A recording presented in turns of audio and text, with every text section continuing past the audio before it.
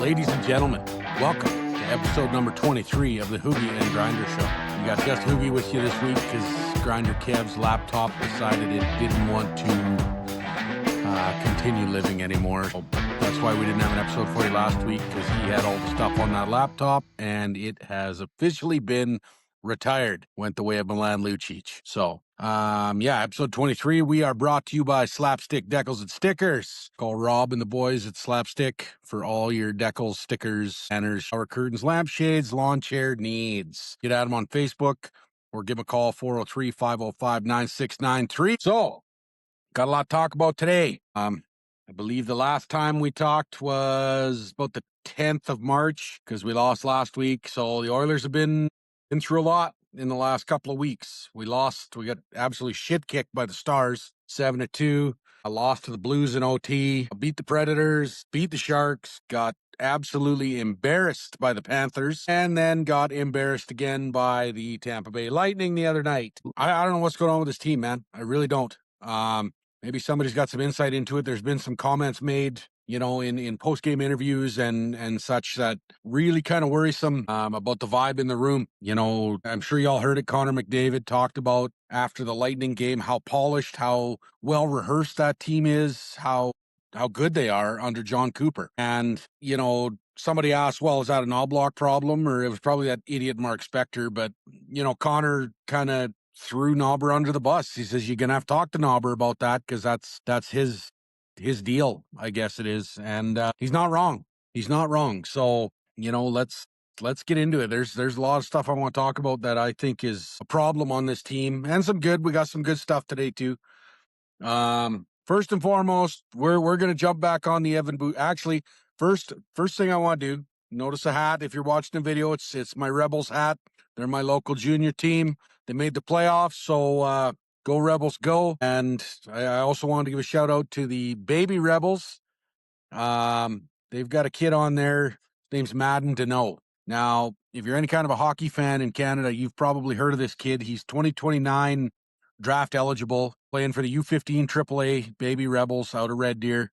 And he played regular season this year. He played 34 games and he had 149 points. That's elite level stuff, man. That's pretty impressive. He played 9 playoff games and had 22 points. So keep your eye on this kid, man. I'm going to be watching for him going down to local rinks. Hopefully get a peek at him because that's impressive, man. Good on the baby Rebels. He also got called up to the midget AAAs, the Optimus Chiefs, for a few games. I don't have the stats in front of me, but I'd imagine he fared pretty well up there too. But yeah, Madden to know. Keep an eye on this kid for the 2029 draft. So back to the big boys, back to the Oilers. Let's talk about Evan Bouchard again. I know you guys are sick and tired of hearing me harp about Evan Bouchard, but you know what? That game against Tampa, he was right back to the same old BS that I always talk about. The first 3 goals that Tampa scored on us, every single one of them was because he made a weak defensive play. He gave up on the play, or he didn't lean on his man, or he was out of position. I'm getting real tired of hearing how great this fucking guy is when he does nothing but cost our team goals. And McDavid exacerbated that with his body language after the 3rd goal. He's fed up. He's fed up with bad defense. I don't blame Connor McDavid because they've had so much time to build a winning team around this guy, and they hire guys like Evan Bouchard, who clearly is not a number 1 defender. The other thing I'd like to know, why in the hell is people even talking about him in the Norris race, in the Norris candidacy? Evan Bouchard's name shouldn't even be close to a Norris candidate. Should not. He's a good offensive defenseman. But the Norris is supposed to go to a well-rounded defenseman like Nick Lindstrom, who, that guy, he holds more Norrises than anybody, I believe. And Nick Lindstrom was an offensive weapon. But the difference between somebody like Nick Lindstrom and Evan Bouchard, Nick Lindstrom could defend. Evan Bouchard can't fucking defend. He's terrible. So to all you Oilers fans out there who think Evan Bouchard is a Norris candidate, learn how to play hockey. Seriously. It doesn't matter if you score 4 goals a night. If you're letting in 5, you're going to lose a lot of fucking games.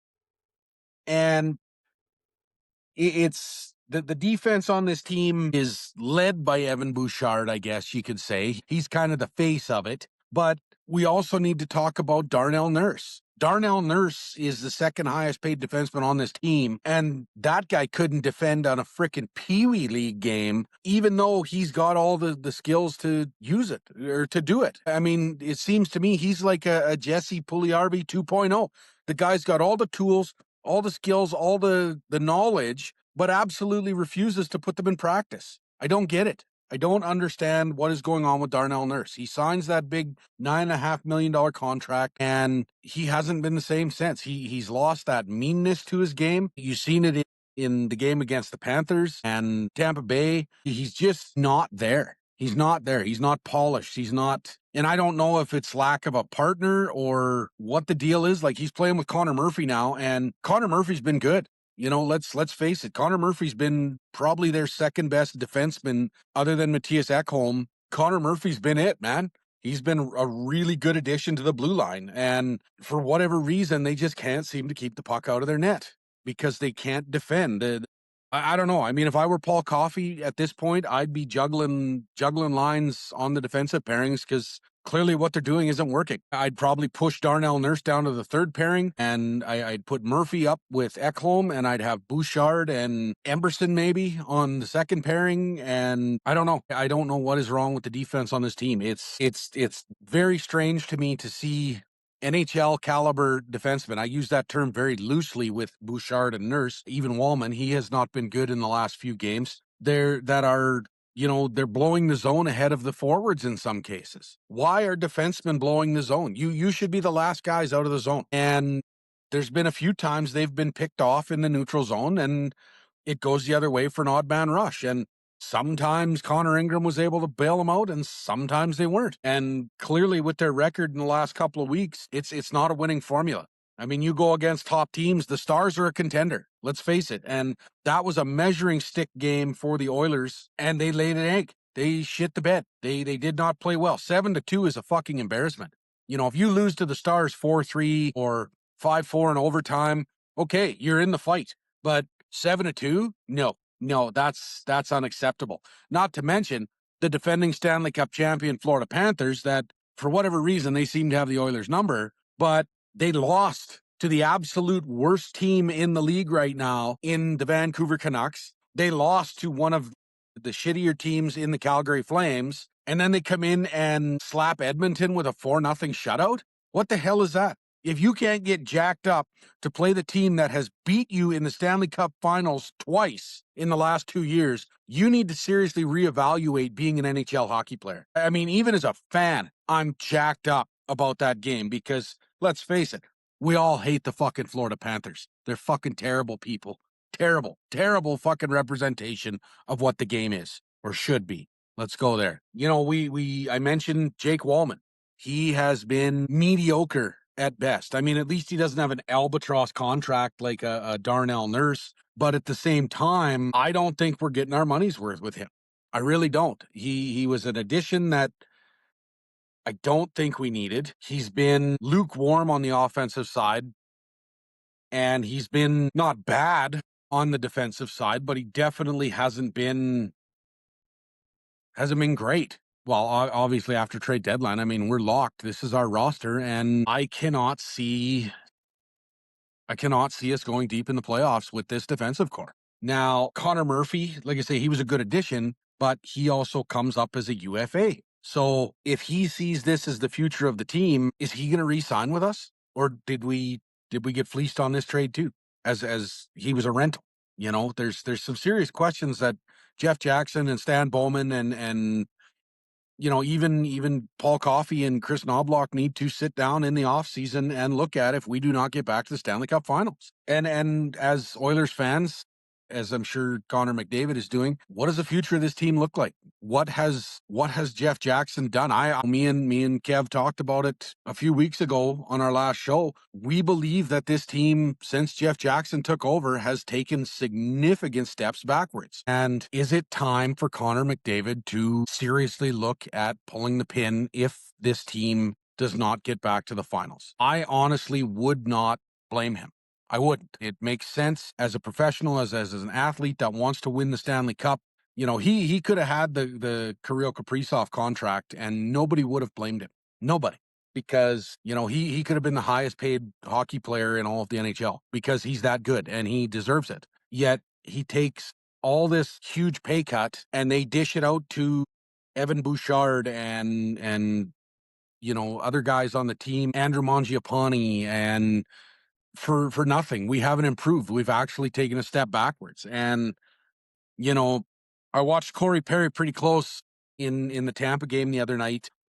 For being 40 years old, the guy is he's ridiculously competitive still. Corey Perry alone to me had more heart than the entire Oilers bench that night. It was sad. Even in the dust ups, you've got the world's best player grabbing guys, trying to wrestle around with them, and there's just no pushback. This team is lacking something. And I don't know if that's a dressing room thing, if that's a personality thing, if there's whatever happening inside that room. Connor McDavid should not be the guy dragging guys out of scrums. He shouldn't be. He should be the guy skating over to the bench and letting the grinders and the other teammates deal with it, like your Trent Fredericks and your fucking Dickinsons and your Podkolzins, and those are the guys that should be in the scrums getting a thumb to the eye. Like you seen the other game, Connor got a face wash and it actually cut him near the eye. He had a little blood near his eye. If we lose Connor McDavid at this point in the season, man, you might as well book the tea times now,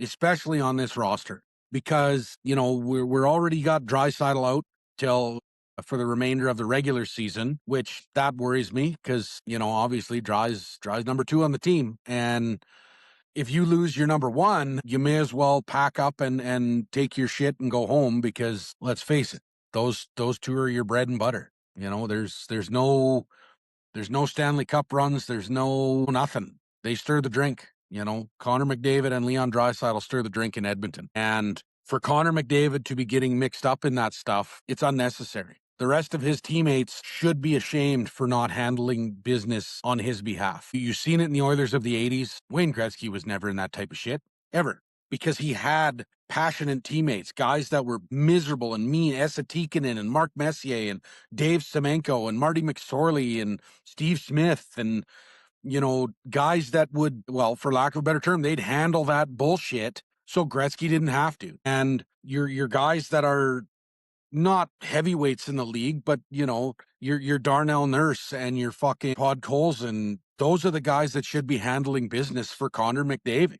And don't get me wrong, I mean, Podkolzin has been amazing this year. Like that guy's he'll scrap anybody and he'll do pretty well. I really, really like the fact that the hockey player that Podkolzin is turning into. I mean, he's an offensive weapon. He's learning from Draisaitl and McDavid and Hyman and Nuge and, all the superstars on the team. But he's still got that edge to the game when he will drop the gloves and he'll punch you in the face if you do some wrong shit. And the Oilers are lacking in that. They had it in Evander Kane and Corey Perry, and Pods is about the only one who has stepped up since. Darnell Nurse is softer than baby shit. Jake Wallman was never known for that. Connor Murphy brings a little bit of sandpaper, but you can't rely on 1 or 2 enforcers anymore like they did in the 80s. But it's still, the team looks very passionless when it gets out on the ice. And Kevin Karius, I was listening to him talk about not judging the Oilers on their October, November, December stats, and he was specifically talking about Evan Bouchard, but he got into, the Oilers have had late finishes, obviously Stanley Cup final runs, and they're getting tired. But at the same time, we're coming into April and the playoffs are only 10, 12, 14 games away for some teams. And there's just it looks like there's no fight in the dog. And that's got to be frustrating for guys like McDavid and Draisaitl. And I mean, Hyman doesn't seem to be what he was. And I know these guys are better performers in the playoffs, but at the same time, this shit needs to get going. Like, they need to find that next gear and get going, because let's face it, we're not even close to clinching a playoff spot. Colorado, they clinched the other night, and to my favorite cousin, she'll be happy to know that her Vancouver Canucks were officially eliminated from Stanley Cup playoff contention the other night. So kudos to you, cuz. Anytime you want to jump over, you can wear one of these beautiful orange and blue jerseys, or even if you want this one, you can share it with my wife. That's her copper and blue Sam Gagner jersey. Anytime you want one of them, you just call me. I'll gladly ship it out to you. Oh, and they're heading to the land of the dumpster fire, Toronto, today. So enjoy your trip, ladies. I hope you have a great time. I think that'll be the first time our podcast has been listened to outside of BC and Alberta. Hopefully, anyway. I don't know. Maybe there's some of you out there that are from a ways away. If you are, let me know. Get on TikTok or on here or on YouTube. Let me know where you're from. I think it's pretty cool that if we could travel all over the country and be listened to. But I can imagine why nobody wants to see my face or listen to my voice. But hey, thanks for being here anyway. You know what? We're gonna pause for the cause. Hello, everybody. This is Slapstick Decals and Stickers, a proud sponsor of the Hougie and Grinder podcast. Get at us for your decals, stickers, banners, and more. You can reach us on Facebook or call us at 403-505-9693. Keep slapping. Welcome back. Welcome back. I hope Rob didn't scare you too much with his commercial. He's kind of he's Rob. Anybody who knows Rob just knows he's Rob. So let's talk about the Leon Draisaitl injury. Now, there's been reports on social media, various sources. He was spotted in Germany, and he talked about, I hope this injury is going to be done in a few weeks. So we don't know. They've been very hush-hush about what it is. So, I mean, is it another high ankle sprain? Is it a hip? Is it a rib? Is it, it's worrisome hearing him talk about that. And I mean, I understand why they don't tell you what's wrong, so guys don't target that piece of your body when you do come back. But at the same time, it's a little scary thinking maybe he doesn't make it back. I hope he does. I mean, he's a fucking warrior. He played with that high ankle sprain a couple years ago through the playoffs, and I mean, he lit it up, even all busted up like that. So, we'll await your return there, Neon Leon. And also wanted to talk about, Connor McDavid, how he's feeling, how he's been looking. His body language as of late isn't real favorable. He looks tired. He looks defeated. He looks frustrated, to be honest with you. I can't say as I blame him. He's been frustrated for a long time, I think, with certain pieces of the organization. Now, that being said, if the Oilers bow out early in the playoffs, or heaven forbid we miss the fucking playoffs, who gets the axe in Edmonton? Is it Jeff Jackson? Is it Chris Knoblauch? Is it Stan Bowman? Or is it all three? Or does McDavid ask for a trade and we just continue down the fucking road of, this is Edmonton without Connor McDavid? Personally, I would seriously, if we miss the playoffs or bow out first round, I would take a long, hard look at, number one, Chris Knoblauch. Watching this season, I believe he's being outcoached. I believe that's why we lost the Stanley Cup Finals last year as well. I believe Chris Knoblauch was outcoached. I would most definitely give Stan Bowman the axe if we don't make it back to the finals. And I'd probably take a damn hard look at Jeff Jackson too, because like we say, we've taken a step backwards since Jeff Jackson took over, and he made some bad signings before Bowman got rolled into the mix. Bowman's made some bad signings. Pardon me. But there's also been some good signings. I'm not going to say they've struck out on everyone. We've had some good stuff.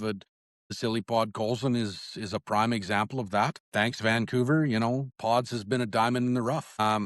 It's the Trent Frederick signing. There's another guy we should talk about. He's been better as of late, but I don't want to say he's been good. Now, granted, at 3.8, he's expected to be a third or fourth liner. He has been mucking it up a little more. He's been more physical, that I've noticed anyway. And he's starting to round into the player that we thought he'd be coming from Boston. Now, again, he was injured when we got him. We don't know what that recovery looks like. We don't know how he's recovered. Maybe he's still got some nagging injury. We don't know. They're not going to tell us. Obviously, I'm not an insider. I'm just a fat guy with an opinion. And I hope he rolls around for playoffs. I really do. I think he's a bit of that sandpaper grit that we're trying to replace when Corey Perry and Evander Kane left. And I think Trent Frederick fits that bill. So we'll see. I mean, he is slowly improving. His game doesn't seem as terrible as of late as it was. So here we go. I guess that's that's all we can do is wait and see. Matt Savoy he's been looking really good, obviously, but I feel like he's been bounced around the lineup too much. He hasn't really had much of a chance to develop any chemistry, and that is why I think we're being outcoached. I mean, unfortunately, all the coaches that we've had in the last while in the McDavid Draisaitl era, they always revert back to pair up McDavid Draisaitl, pair up McDavid Draisaitl. And I get they're the two best players that Edmonton has, and but I don't, outside the power play, think they need to give them some more time away from each other and develop chemistry with other players on the team. I've been harping on this since the start of the season. Let the players figure it out around Draisaitl and McDavid. I mean, if they never play with them, they never get the opportunity to develop that knowledge of how they play with them. And I think Savoy and Podkolzin, when they were playing on Leon's wings, they were starting to develop that. And it's been for whatever reason, it got changed, and I'm not sure why, but they just haven't been the same. Colton Dock on long-term injury reserve, that sucks, because, I mean, we could have used he's another sandpaper guy that we could use on our fourth line. Kurs Lazar, same thing, man. These guys, yeah, we could use them. Max Jones has looked pretty good in his couple of games up here. He's been well. Kasperi Kapanen, I don't think he's gotten back to the level he was at, but granted, he had a new baby this year, him and his wife. Congratulations to them. Kasperi Kapanen has not been the Kapanen we seen last year. And again, maybe come playoff time, he hits another gear and turns back into that, hopefully, because I really like Kapanen. I think he's been great for us. Jack Roslovic's kind of, I don't want to say he's fallen off, but he's been, what's the right word? Not non-existent, but he's kind of backed away from it a little bit too. He's not as showy, flashy as he was. He's still getting lots of chances. He's just not burying them. So, I don't want him to change his game because I think he's playing very well, but we'll see how it goes. I mean, eventually the puck will start bouncing in for him, hopefully. So let's continue on down that path. Now we're gonna wade into the goaltending monster that is the Edmonton Oilers. Tristan Jarry was supposed to be an upgrade from Stuart Skinner. Clearly, he has not been. Connor Ingram started the year in Bakersfield, worked his way up, but he has looked shaky at best in the last few starts after he was named the starter. Now, again, this was a Stan Bowman thing that the Stuart Skinner for Jarry it was a lateral trade, and we lost Brett Kulak because of it, who now with the Avalanche, man, that's what an opportunity. He went from a maybe contender to a legit Stanley Cup contender in the Colorado Avalanche. Yes, he had to go through Pittsburgh, but now he's got a real opportunity with Stanley Cup, and I hope he does. I like Brett Kulak. If the Oilers can't win it anyway. I'd like the Oilers to win it, but if not, I'm pulling for Nate and Kale and Kulak. I think and I mean, they picked up Nazem Kadri at the deadline. There's another guy who, I don't know why the Oilers didn't go after him. He's sandpapery, he's fiery, he's what Andrew Mangiapane was supposed to be. We'll see how she goes. I'm sure they kicked the tires on him, but I'm thinking the ask might have been a little high for Stan Bowman. But anyway, back to the goaltending monster. I mean, we still have Calvin Pickard hanging around, that legitimate, decent goaltender. He's Big Dick Picks has bailed us out a few times in the last 2 years in the playoffs, and he was a solid goaltender when we called upon him and needed him. I'm not sure why we haven't seen the resurgence of Calvin Pickard in bringing him back up and seeing just what he can do for us. Even if you have a open roster slot, make it happen. Bring him up for a couple of games. Obviously, Jarry wasn't getting it done. Ingram isn't seeming to be getting it done. So give Big Dick Picks his chance. Send Ingram back down and pick up Pickard and see what he can do. I don't know. I'm not sure why this is such a struggle. I mean, Pickard is a proven solid kind of backup. Again, they've taken the starter spot away from Jarry, who was supposed to come in and keep it, and they've given it to Ingram, who, yes, while he has NHL experience, he's not really fitting the bill at the moment. And again, I'm not putting this all on the goaltenders. I mean, our defense has been less than up to par, you could say.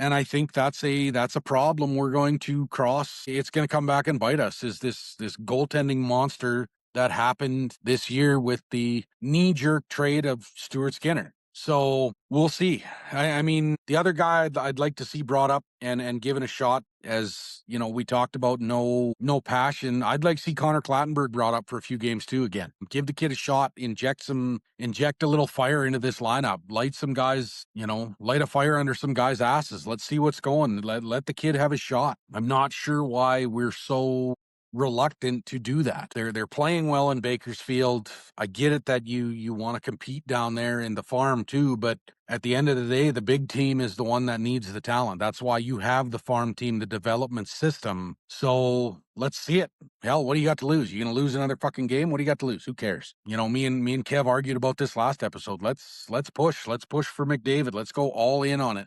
Bring up everybody. Sell the fucking farm, as it were. Empty the cupboards. Let's go. Let's use everything in our system right now to get the best team on the ice possible rolling into playoffs. Because if we stumble into the playoffs and we end up facing, a seed, somebody that's red hot, we're going to get fucking pumped in the first round. You can just about bet on it. So I don't know. I'd say let's go. Let's move on. So, anyway, leaving the Oilers. We've bitched about them enough. So leaving the Oilers. And there was a couple things Grinder Kev wanted me to talk about today. So number one, let's start with Brady Tkachuk. Somebody on social media wrote an article. I read it. They said, quote, Brady Tkachuk is possibly the best power forward in the league, end quote. Now, you know how I feel about the Tkachuk brothers. Anybody who's listened to this podcast before knows that I am not a fan of the Tkachuk brothers, and I am definitely not a fan of their idiot father, who I watched play when I was growing up. I think personally, or they said, sorry, he's the best. It was something about a captaincy. Maybe the best captain in all of hockey. I must have got the quote wrong. I don't know. I can't remember it anyway, but I said Brady Tkachuk isn't even the best power forward named Tkachuk, because he's not. Matthew Tkachuk, if I had to pick between the two to come to the Oilers, I would pick Matthew Tkachuk over Brady Tkachuk. I'm sorry. They're both, I don't care for their fucking, I just don't like them. Yeah, you ever meet somebody that you just look at him and you go, man, I'd like punch that guy right in the face? Well, both the Tkachuk brothers and Keith Tkachuk, their father, fall into that category. I don't know what it is about them. I just don't like them. But yeah, find that quote. It was something about the captain. Brady Tkachuk is the best captain who's a power forward in the league or something. It was just the stupidest shit you'd ever read. So whoever wrote it, do better. I don't exactly have hard-hitting journalism on my fucking podcast, but it sure is better than that fucking slop. Next, we want to talk about Radko Gudas. So I'm sure anybody who's a Leafs fan or a hockey fan in general, you've seen the knee-on-knee hit that he took on Austin Matthews and received a 5-game suspension for it. Now, for those of you who don't know, the Department of Player Safety is headed up by one George Peros. Now, George Peros spent the majority of his career playing for the same team that Radko Gudas plays for in the Anaheim Ducks. Now, in my opinion, Radko Gudas is a dirty hockey player. Now, I'm not saying there isn't other dirty hockey players in the league, but Radko Gudas at the Olympics tackled Sidney Crosby and hurt him, and now went knee on knee with what some people say a one of the top players in the league, in Austin Matthews, and he's injured him. Now, a 5-game suspension, in my estimation, is laughable. It is to injure, and now I know the IIHF, the IOC, is a different animal than the NHL. So those two suspensions or those two altercations happening in different governing bodies won't cross over. But I'm sure Gary Bettman watched that and seen Gudas tackle him and hurt Crosby and went, Crosby's been the face of hockey for, 10, 12, 15 years, whenever he got drafted. It's been a long time. Crosby's been the face of the NHL. And Radko Gudas goes out and does something stupid like that. And then he comes in and looks at the poster boy for the USA hockey and knee-on-knee, dirty play, very Brian Marchment-like hit, and injures Austin Matthews. Now, I do find it kind of weird that the face of USA Hockey, or one of the faces of USA Hockey, plays for the flagship Canadian team in the Toronto Maple Leafs. I find that kind of ironic. Anyway, that aside, sorry, little ADHD there. Hey, look at Castle, goldfish. Anyway, Radko Gudas, I believe, should have served a much longer suspension than 5 games. I don't think 5 games was warranted. I think it should have been longer. And I do believe that George Peros, having spent so much time playing for the Anaheim Ducks, was influenced by that. Had Radko Gudas played for someone like the Winnipeg Jets, I would have bet it would have been a 10 or 15 game suspension. I think it's unfair to the league to have somebody that actually played in the league as the head of, the Department of Player Safety. And the fact that George Peros was a fucking enforcer, that's laughable too. I mean, and don't get me wrong. I mean, George Peros was anybody who plays in the NHL, regardless whether they're a fourth line enforcer or, your George Larocques, your Steve McIntyres, your Dave Semenkos, your George Peros, your Zach Stortinis, still really, really, really, really, really, really, really fucking good hockey players. No questions asked. But George Peros was there as an enforcer and spent a lot of time in the penalty box. And to have a guy like that, it was just as laughable when Chris Pronger was in in that role. I don't know. To me, somebody like a Joe Sakic would be better in that role. Sakic wasn't a goon. Sakic was a skilled player, and he takes the safety of the skilled players, the people that you go to the games to watch. Your Connor McDavids, your Sidney Crosbys, your Macklin Celebrinis, your Austin Matthews, your top skilled talent. Those are the guys people come to watch. When your enforcers drop the gloves with somebody and have a fight at center ice, yeah, that's icing on the cake. But again, I don't go to Oilers games to watch somebody scrap. I go to watch Connor McDavid and Leon Draisaitl, and the scraps in the period they're an extra added bonus. So again, we should put somebody different in charge somebody different in charge of the Department of Player Safety, just so it doesn't look so stupid, for the lack of a better term. Yeah, I think Gudas is a dirty hockey player. Kev thinks Radko Gudas is a dirty hockey player, and I believe the suspension was not heavy enough. I think Austin, and as much as I dislike Austin Matthews, he deserves better. There should be and I get the CBA covers all this crap, but when you hurt somebody like that with a dirty play that was deemed dirty or deemed a penalty, you should have to sit out from the NHL games as long as the other player is out. I think that would be interesting. That would change a lot towards these dirty hits. If you hit somebody and they get hurt and it's deemed a major penalty and they're out for an extended number of games, you should also have to miss the games until they come back. Now, I'm sure there's GMs and managers that would try and use that to their advantage if, I don't know. It's an interesting it's an interesting thought that we need to look at, because the star players in our games deserve the protection. They really do. Because like I say, I'm not going to watch fucking Radko Gudas play for the Ducks. I'm going to watch your Mason McTavish, your skilled guys, your superstars, your Alex Ovechkins and stuff like that. You're not going to watch the fourth liner that brawls every night or every other night, or I'm not saying they're not good hockey players, but they're not the reason people go to a fucking hockey game for the most part anymore. Anyway, I guess that's kind of ironic with that jersey hanging behind me. Zach Cassian was kind of a brawler, and I love that guy. Anyway, last point before we call her a show. Jack Hughes on the Olympic puck controversy. Now, I read into this a little bit because I wondered if Sidney Crosby had the puck from the Golden Goal in 2010. He does not. It is in the Hockey Hall of Fame.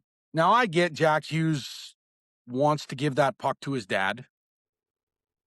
And believe me, I'd want to do the same thing, man. That's the biggest goal he will ever score in his life, bar none. I don't care if he wins 10 Stanley Cups. There is not going to be a bigger goal in his career than a fucking overtime winner in the Olympics against Canada. There will not be. And so through my research, I found out that USA Hockey same as any of the international hockey bodies, signs a contract with the IIHF to participate. Now, that clearly states that any and all property, such as pucks and gloves, uniforms, etc., is property of the IIHF. Now, that means it isn't USA Hockey that owns the puck. It isn't Team Canada that owns the puck. It's not fucking Jack Hughes. It's not Jordan Binnington who stole the puck. I can't remember. That was Four Nations. He was hiding the puck or whatever. And the IIHF also has a contract with the Hockey Hall of Fame in Toronto that they will house any memorabilia in their collection for the IIHF. I found out that I've never been to the Hockey Hall of Fame. I would love to go. But it just hasn't been in the cards yet. It's on my bucket list to go down there and spend a couple of days in and out just because it's so cool. But for all you American idiots that are talking about, well, it's not the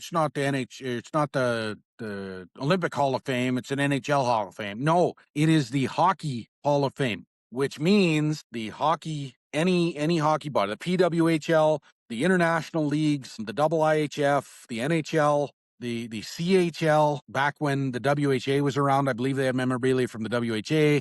I believe they have stuff from the USHL. They look after all the hockey stuff. And so it would be no different than for all you Americans. Any Canadian baseball stuff is stored in Cooperstown at the Baseball Hall of Fame. So for Jack Hughes, do I, as a hockey fan who always dreamed of scoring a goal like that, it's disappointing that he didn't get the puck. I think it would be cool. Well, the point I was going to make about the Hockey Hall of Fame, the puck, the stick, the gloves, and the net from the 2010 Golden Goal are in the Hockey Hall of Fame. They're not in Sidney Crosby's basement, which, whatever. That's, and Sid understands that. I'm sure he was disappointed to not get the puck, but he didn't go make a big stink about it. There again, social media wasn't as big, so maybe he did. I don't know. That's 16 years ago, but hey, Jack, if you want to give your dad something cool, man, I'd probably give him a framed picture of you scoring that goal and then a picture of the scoreboard. You know, I mean, you got lots of money. You can make something cool, have somebody design it or whatever. And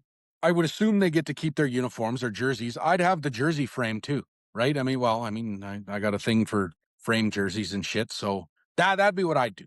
And he probably wanted the puck just because it is a piece of history. And yes, I'm still a little salty that we fucking lost. I'm sure a lot of Canadians are, but at the end of the day, we'll get you in 4 years. Don't worry. Hopefully.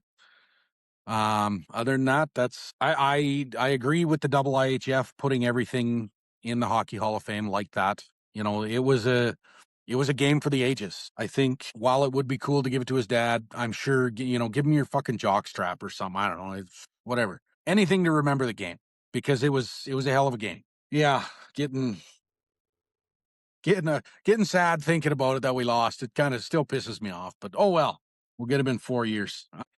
So that's it for episode 23 of the Hougie and Grinder Show. We're brought to you by Slapstick Decals and Stickers. Get at them on Facebook or give Rob a call, 505-9693. Hopefully Kev gets his new laptop sorted out and headed up for next weekend. For any of you that are new, thanks for listening this far. Probably didn't get this far, and you old hats know just how annoying I am. Hopefully Grinder Kev will be back next week. As Grinder Kev would say, keep your stick on the ice, and I'll catch you later.